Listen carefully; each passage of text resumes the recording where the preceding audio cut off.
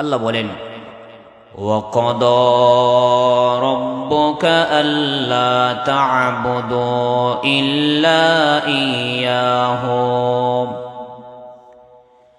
وَبِالْوَالِدَيْنِ إِحْسَانًا إِمَّا يَبْلُغَنَّ عِندَكَ الْكِبَرَ أَحَدُهُمَا أَوْ كِلَاهُمَا فَلَا تَقُل لَّهُمَا أُفٍّ وَلَا تَنْهَرْهُمَا وَقُل لَّهُمَا قَوْلًا كَرِيمًا واخفض لهما جناح الذل من الرحمة وقل رب ارحمهما كما ربياني صغيرا আল্লাহ বলেন, ওয়াকদা রব্বুকা আল্লা তা'বুদু ইল্লা ইয়াহু। আমি আল্লাহ মানুষকে দুইটা দায়িত্ব দিয়েছি। প্রথম নম্বর দায়িত্বের নাম হলো দুনিয়াতে মানুষগুলো একত্ববাদের উপর বিশ্বাসী হয়ে কেবলমাত্র আমি আল্লাহরই ইবাদত করবে। আল্লাহ বলেন, ওয়াকদা রব্বুকা, আমি আল্লাহ তাদেরকে আদেশ করলাম, দায়িত্ব দিলাম, আল্লাহ তা'বুদু ইল্লাল্লাহ, তারা যেন আমি আল্লাহ ছাড়া কারো ইবাদত না করে। এবং দ্বিতীয় নম্বর দায়িত্বের নাম হলো ওয়াবিল ওয়ালিদাইনি ইহসানা, তারা যেন তাদের মাতা পিতার সাথে সদাচরণ করে।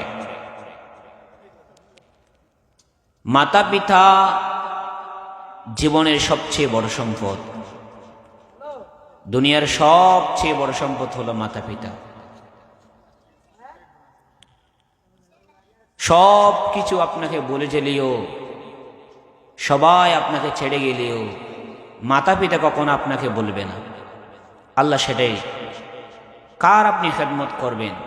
যেই মা আপনাকে দুনিয়াতে এনে দিয়েছেন, যেই বাবা আপনাকে লালন পালন করেছে, সেই বাবারই খেদমত করবেন। আল্লাহ বলেন, আমি আমার স্থানের উপরে চাইলে নবীর স্থান দিতে পারতাম। হুকুমাতের দিক দিয়ে যদিও বা নবীর স্থান, কিন্তু দুনিয়াতে আনি দেওয়ার ক্ষেত্রে, দুনিয়াতে এত সুন্দর পৃথিবী দুনিয়াতে এনে দেওয়ার ক্ষেত্রে আল্লাহ নিজেই বলেন, আমি আল্লাহ আমার পরে তাদের প্রত্যেকের মা বাবার স্থান দিয়ে দিয়েছি। সুবহানাল্লাহ। আল্লাহ রাব্বুল আলামিন কালামুল্লাহর মধ্যে বলেছেন, দুনিয়ার মানুষ, আমরা আপনারা দুনিয়াতে যেভাবে আছি, এত সুন্দর দুনিয়া আমাদেরকে দেখার সুযোগ করে দিয়েছেন মা বাবা। তবে তবে তবে ক্ষেত্রে বিশেষে প্রত্যেকের মা বাবা প্রত্যেকের জন্য মানাটা ওয়াজিব হয়ে যায়। মেয়েদের জন্য তাদের স্বামীকে মানা আবশ্যক হয়ে যায়। ছেলে সন্তানদের জন্য তাদের মা বাবাকে মানা, তাদের মা বাবার খেদমত করাটা তাদের জন্য ওয়াজিব হয়ে যায়।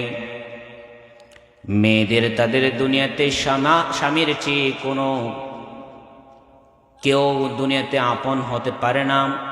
ঠিক তেমনি ভাবে দুনিয়াতে ছেলেদের জন্য তাদের মা ছাড়া কেউ আপন হতে পারে না। আল্লাহ পাক রব্বুল আলামিন এরই ধারাবাহিকতায় আল্লাহ নিজেই বর্ণনা করে দিয়েছেন, ওয়াবিল ওয়ালিদাইনি ইহসানা, যেই মা বাবা তোমাকে এত সুন্দর পৃথিবীটা দেখিয়েছে, সেই মা বাবার তুমি খেদমত করো।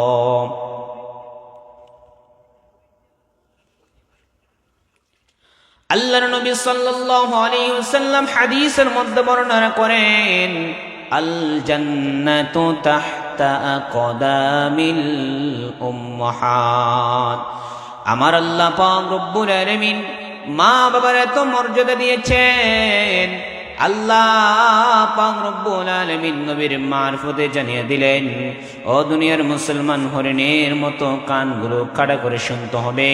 আল্লাহর নবীর মারফতে আল্লাহ জানায়া দেন, আমি আল্লাহ জান্নাতটা রেখেছি তোমাদের মা বাবার, তোমার মায়ের পায়ের নিচে আমি আল্লাহ জান্নাতটা রেখেছি। তুমি যদি মায়ের যদি খেদমত করে, যদি দুনিয়া থেকে যদি কবরের বাসিন্দা হতে পারো, আমি আল্লাহ তোমার মার খেদমত করার কারণে তোমাকে দুনিয়াতে আসার পরে কবরের মধ্যে, কবর থেকে তোমাকে জান্নাতের সুঘ্রাণ আমি দিয়ে দেব। সুবহানাল্লাহ। আল্লাহর নবী সাল্লাল্লাহু আলাইহি ওয়াসাল্লাম তার হাদিসের মধ্যে বর্ণনা করে দিয়েছেন,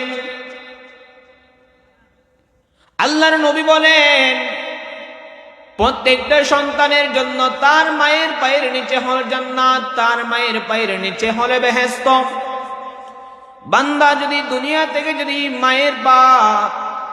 মার পা ধরে ধরে যদি কদম ধরে ধরে যদি জান্নাতের চৌকাটটা পার হতে পারে, তার জন্য তার মতো সফলকাম ব্যক্তি দুনিয়াতে আর কেউ নাই। আর যে ব্যক্তি দুনিয়াতে মা বাবাকে কষ্ট দিয়ে দিয়ে নিজেই লানত ডেকে এনেছে, তার মতো বদমাশ দুনিয়াতে আর কেউ নেই। সম্মানিত সুধী মণ্ডলী, আপনারা দেখবেন আজকে প্রতিটা ঘরের মধ্যে, প্রতিটা মহল্লায়, প্রতিটা গ্রামে গ্রামে মা বাবা বেশি নির্যাতিত হয়। দুনিয়ার যত শিক্ষিত বাড়তেছে তত বেশি মা বাবা বেশি লাঞ্ছিত হচ্ছে, অপদস্থ হচ্ছে। দুনিয়ায় মানুষ মহর ত্যাগে পড়ে, মহতে পড়েই সব কিছু বলে যায়, তাদের মা বাবাকে বলে যায়। আল্লাহর নবী বলেন এমন একটা সময় আসবে যখন তারা মা বাবাকে চিনবে না, মা বাবার কদর বুঝবে না। সন্তানগুলো মা বাবাকে হারানোর যন্ত্রণা তারা বুঝবে না। মা বাবাকেই যখন বিবাহ করবে, ঘর থেকে বের করে দিয়ে তারা নিজের সদ্য বউর সাথে সুন্দরভাবে সংসার করবে, কিন্তু তাদের মা যে তাদেরকে দুনিয়াতে এত সুন্দর করে এনে দিয়েছে, লালন পালন করেছে, নিজে না কে সন্তানগুলোর খাওয়াইলো, নিজে না পয়রা সন্তানগুলোর পড়াইলো, এই কথা তারা কখনো ভাববে না। আল্লাহর নবী হাদিসের মধ্যে বর্ণনা করে, আল্লাহর নবী ডাক দিয়ে বলে এমন একটা জামানা আসবে যখন তারা মায়ের খেদমত করা ছেড়ে দিবে, যখন তারা বাবার খেদমত করা ছেড়ে দিবে। দুনিয়াতে দেখবেন আমার আল্লাহ তখন রিজিকগুলো উপরে তুলে ফেলবে, আমার আল্লাহ প্রথমত রিজিক তুলে ফেলবে তখন। এই জন্য দেখবেন সে যত বড় লোকই হোক, আমার আল্লাহ তার কপালে রিজিক রাখবে না। আমার আল্লাহ বলেছে সেই ব্যক্তিকে আমার আল্লাহ হয়তো বড় একটা রোগান্তরিত কইরা দুনিয়া থেকে নিয়ে যাবে। ভাত খাইতে গেলে তার ভালো লাগবে না, চা খাইতে গেলে তার ভালো লাগবে না, যেটা খাই সবগুলোর মধ্যে ফরমানি লাগবে তার। একটা না একটা সমস্যা, একটা না একটা সমস্যা। আল্লাহর নবী সাল্লাল্লাহু আলাইহি ওয়াসাল্লাম হাদিসের মধ্যে বর্ণনা করেন, বুখারীর হাদিস, দুনিয়ার মুসলমান দুনিয়াতে যদি সফলতা অর্জন করতে চাও, দুনিয়াতে যদি বড় লোক হতে চাও, ধন সম্পদশালী যদি হতে চাও, তাহলে আমার আল্লাহর নবী সাল্লাল্লাহু আলাইহি ওয়াসাল্লাম হাদিসের মধ্যে বর্ণনা করেন তোমাদের মা বাবার খেদমত করো। তুমি মায়ের দোয়া আল্লাহ তাআলার কাছে পর্দা ছাড়া কবুল হয়ে যায়। তোমার বাবা যদি দোয়া করে, তোমার মতো বড় ধনী দুনিয়াতে আর কেউ হতে পারবে না। আল্লাহর নবী সাল্লাল্লাহু আলাইহি ওয়াসাল্লাম হাদিসের মধ্যে বর্ণনা করেন, একদিন সাহাবী এসে জিজ্ঞাসা করলেন, ইয়া রাসূলুল্লাহ, ইয়া হাবিবাল্লাহ, আমি দুনিয়াতে আমার থেকে হকদার সবচেয়ে বেশি কে? আল্লাহর নবী সাল্লাল্লাহু আলাইহি ওয়াসাল্লাম বললেন, তোমার মা। দ্বিতীয়বার সাহাবী আয়েশা আবার জিজ্ঞাসা করে, ইয়া রাসূলুল্লাহ, ইয়া হাবিবাল্লাহ, এই দুনিয়াতে বলেন আমার থেকে সবচেয়ে বড় বেশি হকদারকে আমার একটু জানিয়ে দেন। রাসূল সাল্লাল্লাহু আলাইহি ওয়াসাল্লাম তখন ডাক দিয়ে বললেন, দুনিয়াতে সবচেয়ে বেশি, সবচেয়ে বড়, সবচেয়ে বেশি হকদার হলো তোমার মা। তোমার মা সালাসা মাররাতিন। আমার আল্লাহর নবী সাল্লাল্লাহু আলাইহি ওয়াসাল্লাম একই কথা তিনবার বললেন, তিনবারই মার কথা বললেন। চতুর্থবার সাহাবী জিজ্ঞেস করলেন, ইয়া রাসূলুল্লাহ, ইয়া হাবিবাল্লাহ, আমার মায়ের পরে আমার থেকে সবচেয়ে বেশি হকদার কে?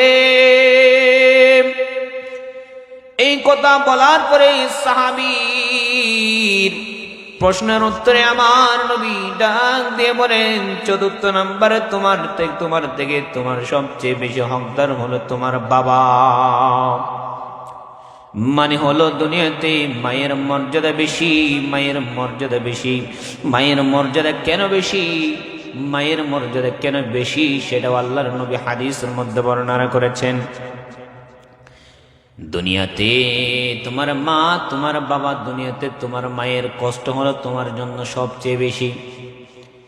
তোমার বাবা চাকরিজীবী, তোমার বাবা প্রবাসী হয়ে গেছে, তোমার বাবা দেখো তোমাকে তেমন লালন পালন করছে না, শুধুমাত্র তোমার খাবারের রুজিগুলো রোজগার করছে। কিন্তু একজন মা গার্ডিয়ান তোমার জন্য দেখো কতটা সুন্দর করে তোমার জীবন লালন পালন করছে। তোমার সমস্যা, তোমার সমস্ত সমস্যার সমাধান করছে তোমার মা। সব কিছু তুমি যখন ঘুমাইতে গেলা, তোমার মা তোমার পাশে ঘুমায় আছে, হঠাৎ করে রাতের গভীরে তোমার ঘুম ভেঙে গেল, কান্না করে উঠলা, আর মার সাথে সাথে তোমাকে বুকে জড়িয়ে ধরলো। তোমার মায়ের মতো আপন দুনিয়াতে আর কেউ হতে পারবে না।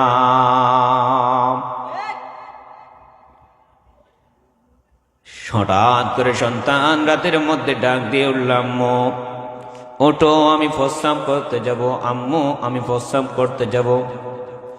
বাবা তখন নাক ডেকে ডেকে ঘুমায়। বাবার যখন ডাক দেওয়া হলো, যাও একটু প্রস্রাব করে নিয়ে আসো, সন্তানটাকে বাবা বলে, না আমি পারবো না, এত শীতের মধ্যে বাহির হতে পারবো না, তুমি যাও। সন্তান যখন আবার ডাক দিয়ে কয়, আম্মু আমি প্রস্রাব করব, মার ঘুমের মধ্যে থাকতে পারে না, সন্তানের জন্য চারাকের মধ্যে আগুন লাগাইয়া, মোমবাতির মধ্যে আগুন লাগাইয়া অন্ধকারের মধ্যে বাহির হয়ে যায়। সন্তানকে প্রস্রাব করে এসে আবার ঘুমায়। কিছুক্ষণ পরে সন্তান আবার ডাক দিয়ে কয়, আম্মু আমার প্রস্রাব ধরছে, আমি প্রস্রাব করতে যাব। সন্তান যখন আবার ডাক দেয়, মা আবার যায়, মা আবার গজিয়া আর তাকে সন্তানকে প্রস্রাব করে নিয়ে আসে। আবার কিছুক্ষণ পরে দ্বিতীয় সন্তান ডাক দিয়ে কয়, আম্মু আমার ঘুম আসতেছে না, আমার একটু বিছান দিয়ে বাতাস করে কারেন্ট চলে গেছে। মা আবার সন্তান রে বিছান দিয়ে বাতাস করতে আছে, বিছান দিয়ে বাতাস করতেছে। এমন করতে করতে সকাল হয়ে যায়, মায়ের ঘুম হারাম হয়ে যায়। সকাল হইলে আবার সন্তানদের জন্য নাস্তা করা, নাস্তা বানানো, সন্তানদের জন্য নাস্তা বানাইতে বানাইতে মায়ের সময় চলে যায়। হঠাৎ করে আবার স্বামী ডাক দিয়ে কয়, অফিসে যাব, আমার নাস্তা রেডি করে দাও। এমন করতে করতে দিনটা যায়, এমন করতে করতে সকাল যায়। যখন বিকাল দ্বারে দ্বারে আসবে, এমন টাইমে মা আবার বিকালের রান্নার জন্য সন্তানগুলো স্কুলে গেছে, সন্তান আসবে, তারা ঈশা দুপুরে খাবার খাইবে, সেই জন্য দুপুরের খাবার রেডি করতে করতে আজান দিয়ে দেয়।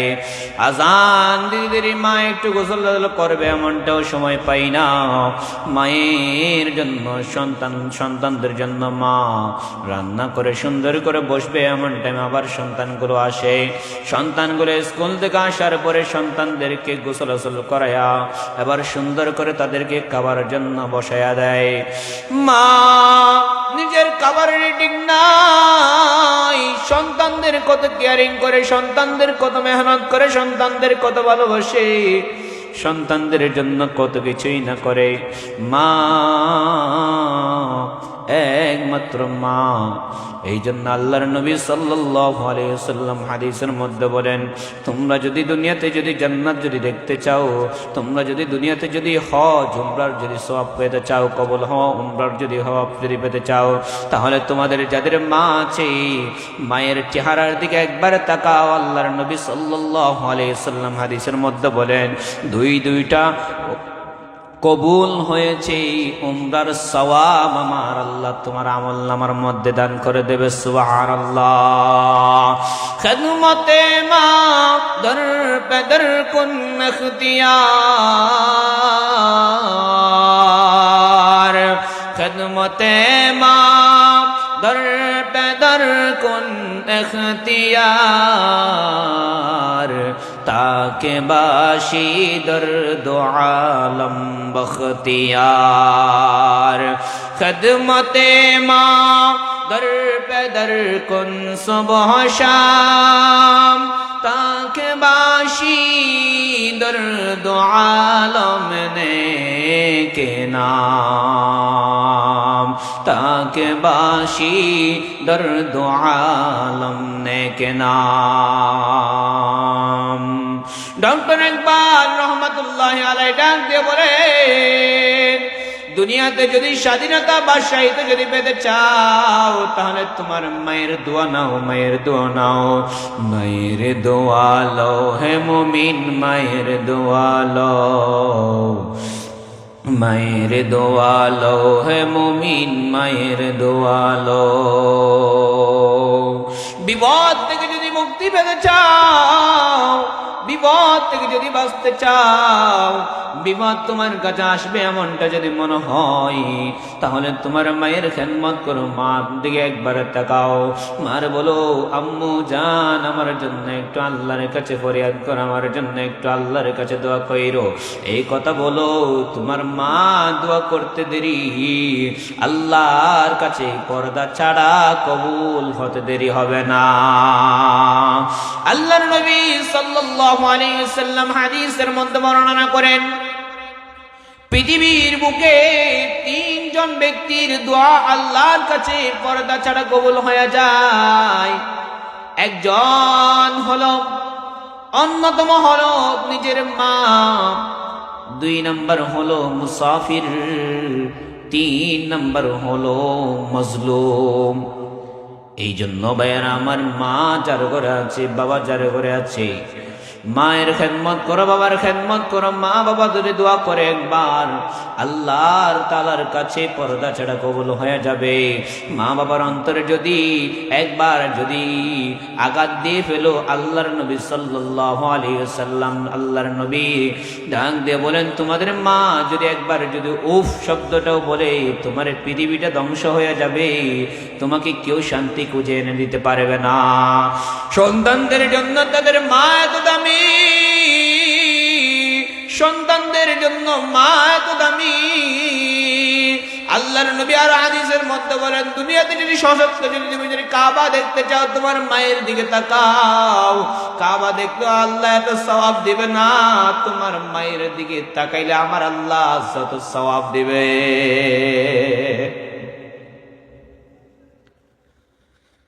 আল্লাহ পাক রব্বুল আলামিন বলেন, উফিল লাহুমা, তোমার মা যদি তোমার আঘাতের মধ্যে, তোমার আঘাতের কারণে, তোমার কথার কারণে উফ শব্দটা পর্যন্ত না বলে, ভাইয়ারা আমার, বন্ধুরা আমার, যদি উফ শব্দটাও তোমার মা বলেছে, তাহলে তোমার জন্য দুনিয়াটা অন্ধকার গ্রাস হয়ে যাবে, অন্ধকারিত হয়ে যাবে।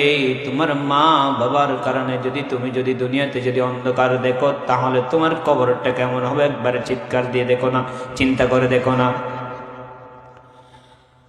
আল্লাহর নবী সাল্লাল্লাহু আলাইহি ওয়াসাল্লাম আরো হাদিসের মধ্যে বর্ণনা করেন, দুনিয়ার মানুষ সব কিছু বলে যেতে পারে, বলে থাকতে পারে, মাকে কখনো বলে থাকতে পারে না, মাকে কখনো বলে থাকতে পারে না।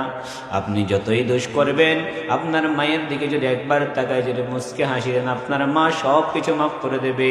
আপনার মার কাছে গিয়ে যদি, তার পায়ের কাছে গিয়ে যদি একবার যদি ক্ষমা চান, আপনার মা সমস্ত কিছু মাফ করে দেবে। আল্লাহ রব্বুল আলামিন কালাম হাকিমের মধ্যে বর্ণনা করে দিয়েছেন,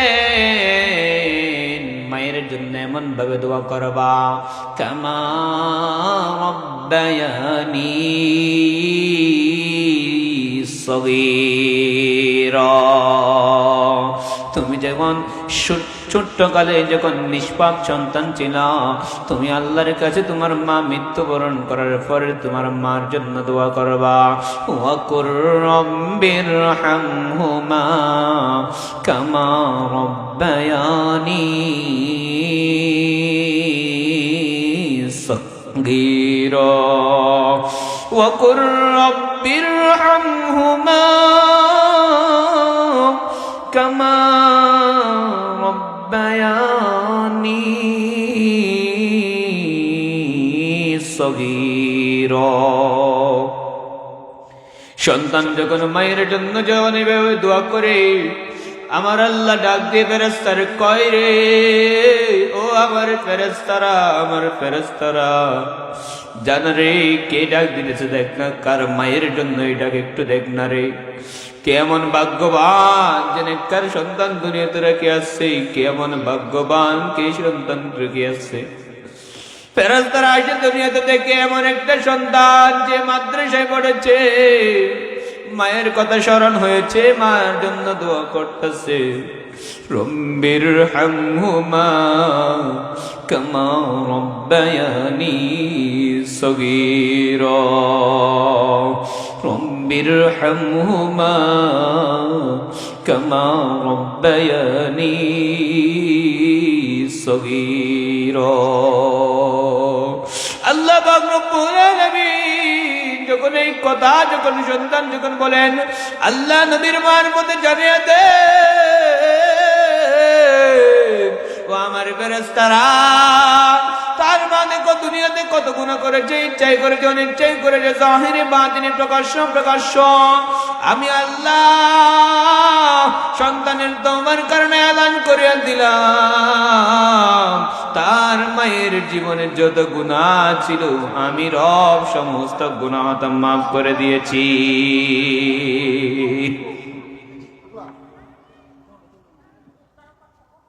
আমি রব সমস্ত গুনাহ ক্ষমা করে দিয়েছি।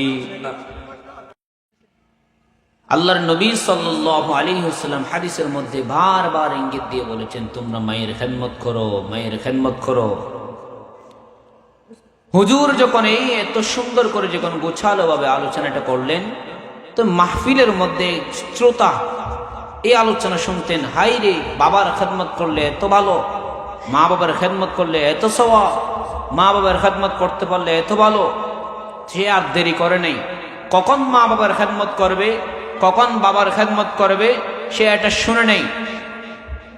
মাহফিলে শুনছে, বক্তার মুখ থেকে শুনছিল শুধুমাত্র যে মা বাবার খেদমত করলে আল্লাহ পাক রব্বুল আলামিন জান্নাত দিবে, এমনটা বলেছে, জান্নাত দিবে এমনটা বলেছে। তো এই সন্তান মাহফিল থেকে উঠে ধুঁড় দিল, এক ধুঁড় দেওয়ার পরে বাসায় গেল। বাসায় তার বাবা 102 ডিগ্রি গায়ে ঝড়, তার পায়ের মধ্যে পুরা একটা উঠছে, একদম টল টল করতেছে, মানে চাপ দিলেই পেটে যাবে এমনটা অবস্থা। তো এই বাবার আসার সাথে সাথে ধুঁড় দিয়ে এসে বাবার পা টিপা শুরু করছে। বাবার পা টিপতে টিপতে বাবার চিৎকার দিয়ে কয়, কে কে কে কে। এই কথা যখন বলছে, তো বলে, হুজুর আমি আব্বু, আমি আব্দুল্লাহ কইতেছি। তুই কি করস? আমি তোমার পা টিপে তোমার খেদমত করে জান্নাত যাইতেছি। আব্বু ডাক দিয়ে কয়, কি খেদমত করতেছ? তোর খেদমত তো আমি কষ্ট পাচ্ছি, আমার পায়ের মধ্যে পুরো একটা উঠেছে, এই পুরোটা আমি ব্যথা পাচ্ছি, তুই আমার খেদমত করা দরকার নাই বাবা, তুই খেদমত করিস না এখন। সন্তান ডাক দিয়ে কয়, বাবা তুমি কষ্ট পাইলে পাওগা, আমার জান্নাতে যাওয়া লাগবে, তুমি মরলে মরগা, নাউজুবিল্লাহ। বাবারে মৃত্যুবরণ কইরা সন্তান কখনো জান্নাতে যাইতে পারবে না। বুঝতে হবে কোথায় বাবার খেদমত করবেন। বাবা যখনই তোমার খেদমতটা নিবে, বাবার যখন মন খারাপ তখন আপনি বাবাকে খেদমত করলেন, বাবার যখন স্বাস্থ্য একটু একটু গায়ে জ্বর, মাথা একটু টিপে দিলেন, বাপ কাম করে এসেছে, দিনমজুরি কাজ করলো, বাবা আসার পরে আপনি বাবার একটু খেদমত করলেন, এটা বাবার আঙ্গুলগুলো একটু টেনে দিলেন, বাবার পায়ের আঙ্গুলগুলো একটু টেনে দিলেন, এমনটাই তো করবেন। আরে দুনিয়ার মুসলমান, মা বাবার খেদমতের জায়গায় খেদমত করা লাগবে। উল্টা পাল্টা খেদমত করবেন, আমার আল্লাহ কবুল করবেন আর মায়ের ঢাবল দিবে। সেই জন্য মায়ের খেদমত করার ক্ষেত্রে হুঁশিয়ার। মা যখন বলবে, মা যখন অসুস্থ হয়ে পড়বে, মায়ের কাপড়টা দিয়ে দেবেন। মা যখন রান্না করতে পারছে না, রান্নার কাজে সহযোগিতা করবেন, এটাই হলো মায়ের খেদমত। এর চেয়ে বেশি বাড়াবাড়ি করবেন, আল্লাহর নবী হাদিসের মধ্যে বলেন, সওয়াবের বদলে ফিটা ডাবল তো কম।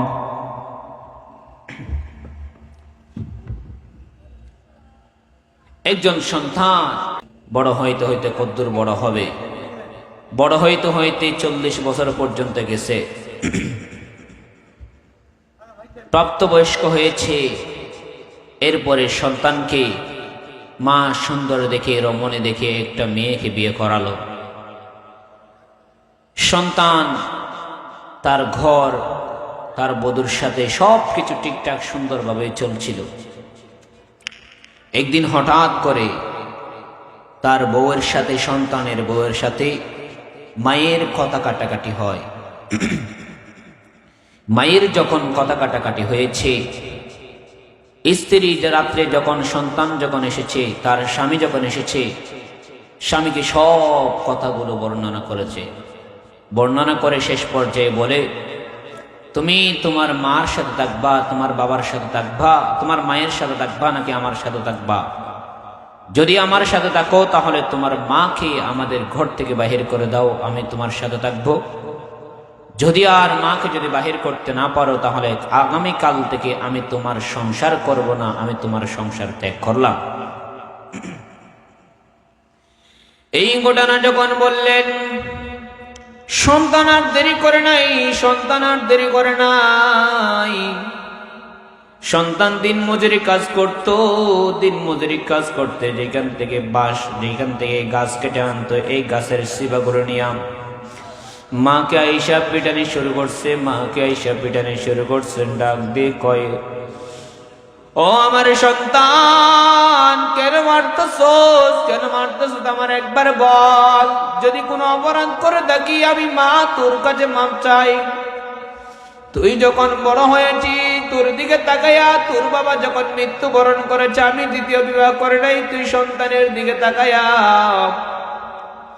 তুই যখন ছোট ছিলি, তোকে লালন পালন করতে গিয়ে আমি মা কত কষ্ট করেছি।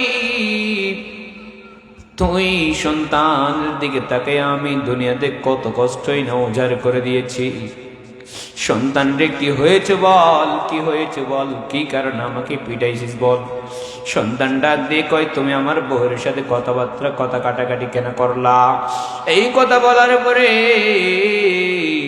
এই কথা বলার পরে সন্তান আরো মারতেছে, আরো মারতেছে, আরো মারতেছে।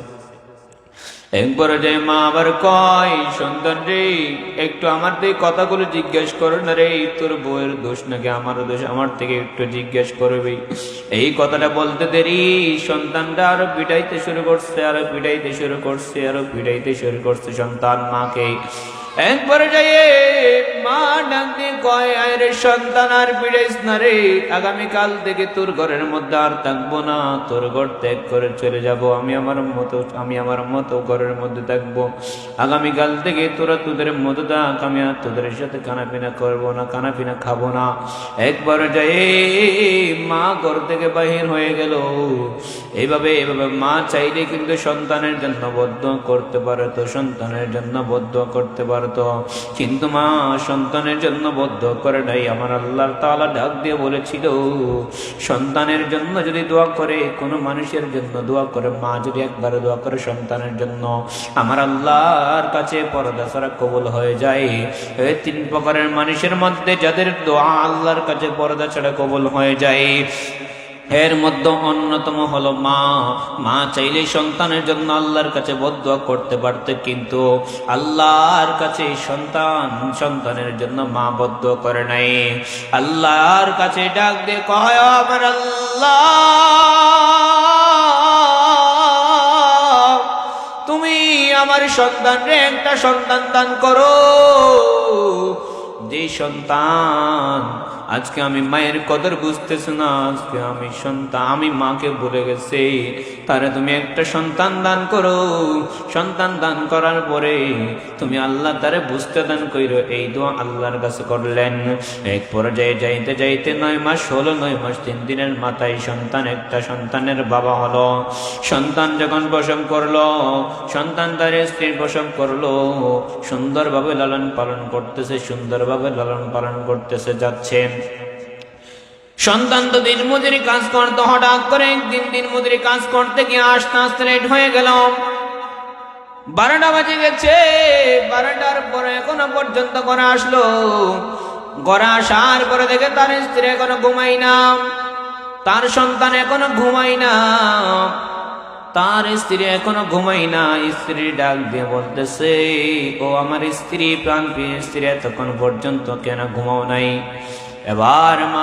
এবার তার স্ত্রী ডাক দিয়ে কয়, আমার একটা সন্তান আছে, দেখো আমার সন্তানটা কিছুক্ষণ আগে এইখানে বিশ্রাম করেছিল, আমি সেখান থেকে তুলে এদিকে রাখলাম, সেখান থেকে যখন আবার দেখি পেশাব করে দিয়েছে, আমি এই পাশে রাখলাম, এই পাশে আবার পেশাব করে দেওয়ার পরে আর কোনো জায়গা বাকি নাই, সেই জন্য আমি সন্তানকে আমার বুকের উপরে নিয়ে, আমি মাও ঘুমাই না, আমার সন্তান ঘুমাইতে পারে না। এরপর যে আমার আল্লাহ পাক রব্বুল আলামিনের কাছে যে মা যে দোয়া করছিলেন, দোয়ার প্রভাব পড়তে শুরু হয়েছে। সন্তানের কাছে এবার বসে এসে গেল, হাইরে, এমন তো মনে হয় আমার মাও তো মনে হয় আমার লালন পালন করেছিল, এমন মনে হয় আমার মাও তো আমাকে লালন পালন করেছিল। সন্তান বুঝতে শুরু করলো, সন্তানের বুঝ আসতে শুরু করলো। এবার সন্তান স্ত্রীর উদ্দেশ্যে ডাক দিয়ে বলে, ও আমার স্ত্রী, বলো, তোমাকে যদি বলা হয় তুমি সন্তানরে বেশি ভালোবাসো নাকি আমি স্বামীরে বেশি ভালোবাসো,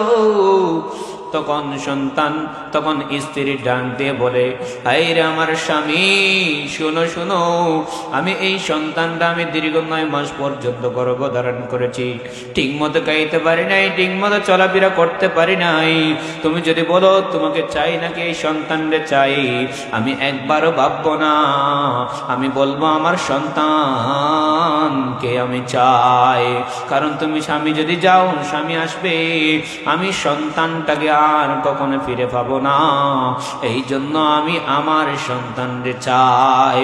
এই কথা বলতে দেরি আমার আল্লাহর কাছে দোয়া কবুল হতে দেরি না, মায়ের দোয়ার অ্যাকশন শুরু হইল।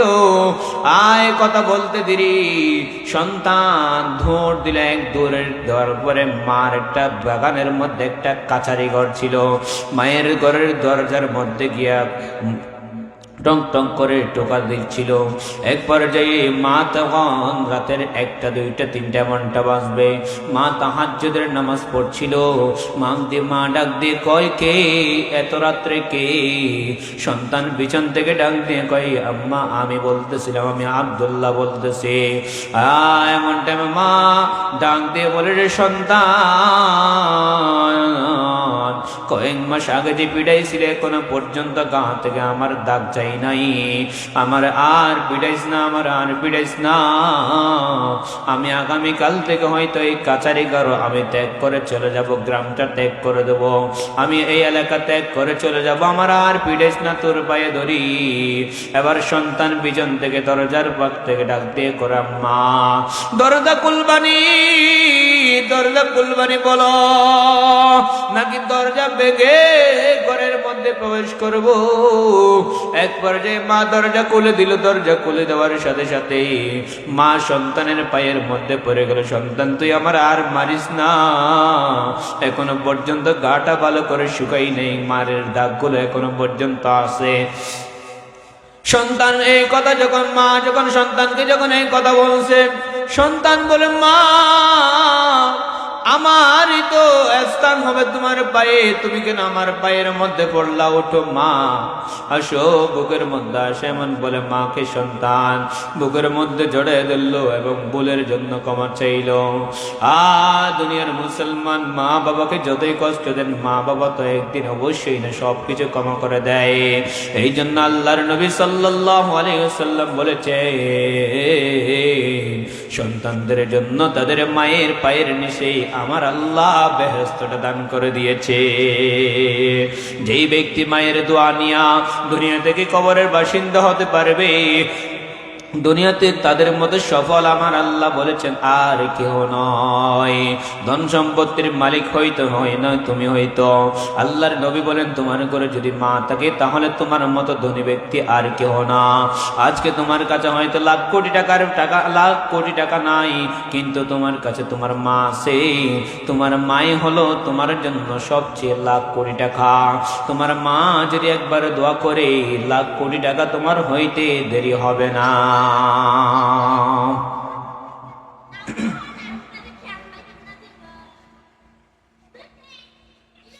আল্লাহ পাক রব্বুল আলামিন আমি নালায়েক যে সমস্ত আলোচনা করেছি সর্বপ্রথম আমাকে এবং আপনারা যারা শুনেছেন আপনাদের প্রত্যেককে বুঝে আমল করার তৌফিক দান করুক। আজকের মতো এখানে শেষ করছি। দোয়া করবেন আমার জন্য, প্রত্যেকে দোয়া করবেন। আল্লাহ পাক রব্বুল আলামিন আমাদের প্রত্যেকে কবুল করুক, আমিন। আজকের মাহফিল সফল হোক এই কামনা করছি। আসসালামু আলাইকুম ওয়া রাহমাতুল্লাহি ওয়া বারাকাতুহু।